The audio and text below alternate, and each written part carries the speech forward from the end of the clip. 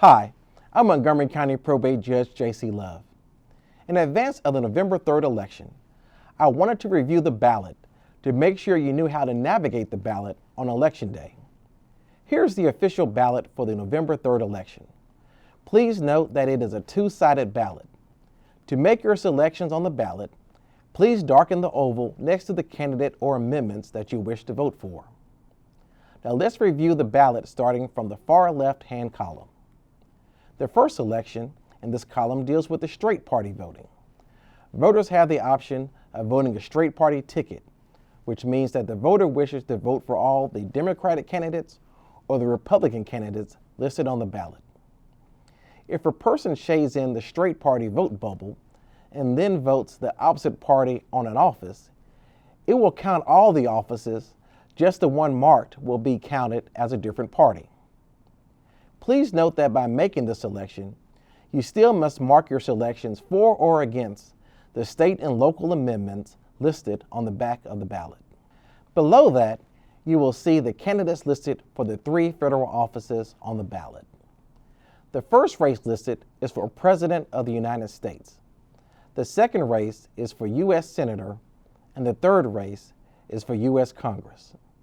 Depending on which congressional district you live in, voters will see the candidates running for the 2nd Congressional District, the 3rd Congressional District, or the 7th Congressional District.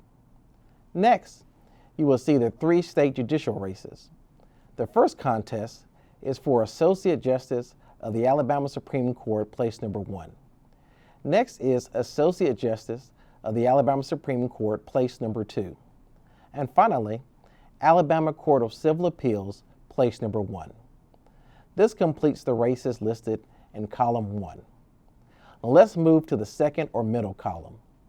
The first 3 races listed are state judicial races. The first race is for the Alabama Court of Civil Appeals, place number 2, the Alabama Court of Criminal Appeals, place number 1, and the Alabama Court of Criminal Appeals, place number 2. Below that is the race for President of the Public Service Commission. Next is a race for a State Board of Education. Voters in Montgomery County will select a member for the State Board of Education from either District number 3 or State Board of Education District number 5. Then we get to the races for Montgomery County Circuit Judges. The first race is for Circuit Court Judge, place number 2. Next, there is Circuit Court Judge, place number 4. And finally, Circuit Court Judge, place number 7. This completes all the races listed in the ballot's second or middle column. Now let's move to column 3, or the far right-hand column on the ballot. The first 2 races listed are additional local judicial races. The first contest is for Circuit Court Judge, place number 9, and the second is for District Court Judge, place number 1. Next, you will see the race for members of the Montgomery County Commission. Depending on where you live in Montgomery County, you will vote to elect a county commissioner from districts 1, 2, 3, 4, or 5. Below that is the race for Montgomery County Revenue Commissioner. Last is the contest for Montgomery Board of Education. Only voters who live in Montgomery County Board of Education Districts 4 and District 7 will see candidates listed on their ballot. Now let's flip to the back of the ballot. On the back of the ballot is listed 6 proposed state constitutional amendments.